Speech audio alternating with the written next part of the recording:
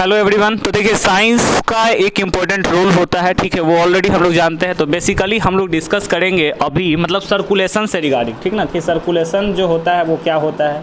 तो ब्लड का सर्कुलेशन होता है, अगर ब्लड किसी में कम है तो वो वीकनेस फील करेगा, ठीक है ना। वीकनेस कभी कभी आपको लगता है वीकनेस फील हो रहा है मेरे को। बैठ जाओ।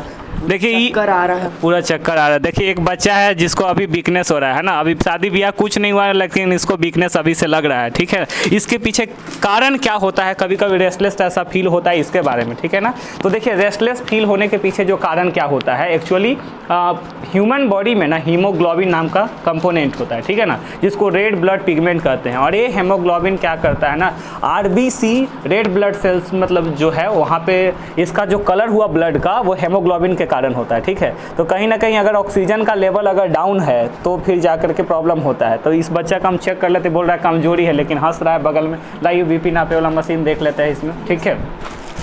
तो ये जो है ना स्फैगोमोनोमीटर कहते हैं इसको, ठीक है। ये स्फैगोमोनोमीटर है। स्फैगोमोनोमीटर का काम होता है to measure the blood pressure of the person, ठीक है ना। इसमें 3 कंपोनेंट है, SYS सिस्टोलिक प्रेशर इसको बोलते हैं, DIA इसको डायस्टोलिक कहते हैं, और ये पल्स जिसको नड़ी कहते हैं, है ना। ऐसे छू करके वैद्य बता देता है कि हाँ क्या है नहीं है। सच में लग रहा है कमजोरी है इसको, ठीक है। तो देख लेते हैं कितना कमजोरी है या नहीं है, इसका कितना कंपोनेंट है उसमें हम लोग चेक कर लेंगे, ठीक ना। तो हेमोग्लोबिन का तो लेवल हम नहीं बता सकते, लेकिन 12 ग्राम पर डेसीलीटर जो होता है ना, उसके अरे अब इसका हम ना चेक करेंगे बीपी के बारे में, क्या होता है, कितना रेट है इसका, कि ऐसे नखरा कर रहा है कि क्या। कभी कभी हो सकता है पढ़े के डरे में ऐसे कर रहा है। अगर सच में इसको वीकनेस होगा तो हम एक इसको टॉफी देंगे जिससे थोड़ा सा इसका सर्कुलेशन मेंटेन होगा और ये सही होगा, ठीक है ना। एक्चुअली हम 3 ना कंपोनेंट पढ़ा रहे हैं आपको, सिस्टोलिक, डायस्टोलिक एंड पल्स के बारे में, इसके बारे में, ठीक है ना। ये देखिए इसका ना रीडिंग अब जब होगा, ठीक है, इसके आधार पे हमको पता चलेगा कि लड़का नाटक कर रहा है कि क्या चक्कर आ रहा है सच में। मेन है कि रात ही खा लिया था, जानते हैं। कोचिंग कल नहीं आएगा, कोचिंग नहीं आएगा।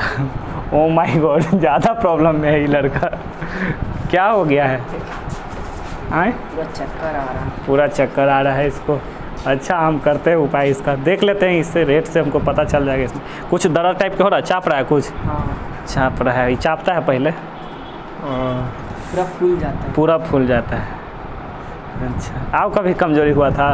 1-2 बार हुआ था। 2 बार हुआ था, कोई बात नहीं, हम देख लेते हैं तुम्हारा सिस्टोलिक और डायस्टोलिक प्रेशर। अरे तरीके ठीक तो है जी, 133 नहीं, डाउन होल 65 है। देखिए इसका है ना, सिस्टोलिक प्रेशर 133 mmHg है और डायस्टोलिक प्रेशर जो है 65 mmHg है, ठीक है ना। और इसका जो पल्स रेट है वो 78 है, ठीक है। तो कहीं ना कहीं कुछ कंपोनेंट इसका लैकिंग है, ठीक है। तो जैसे ऊपर का जो प्रेशर होता है, जिस प्रेशर से ब्लड हार्ट से लेफ्ट करता है उसको हम लोग सिस्टोलिक प्रेशर कहते हैं, और जिस प्रेशर से वापस हार्ट में ब्लड आता है उसको डायस्टोलिक कहते हैं, ठीक ना। और कितना बार ये जो आर्टरी का जो एक्सपेंशन होता है, इसको हम लोग रिस्ट के ऊपर से लेते हैं, उसे हम लोग कंसीडर करते हैं पल्स, जिसको नड़ी कहा जाता है, ठीक है ना। तो लड़का फिट है, ये खाली बहाना कर रहा था कि अति दिक्कत है, हाँ कोचिंग नहीं आया इसके लिए कर रहा है। तो देख लीजिए आजकल के जनरेशन में कैसा होता है, बच्चा पढ़े के चलते कह देगा कि हमको बीपी लो है तो ई डाउन है। अभी दूसरा चीज़ लो हो सकता है, तुम्हारा बीपी नहीं। अब कैसा लग रहा है? ठीक लग रहा है, अब ठीक लग रहा है। चलो ठीक है, तुमको लो चॉकलेट दे देते हैं, तुम उससे सर्कुलेट, ठीक है।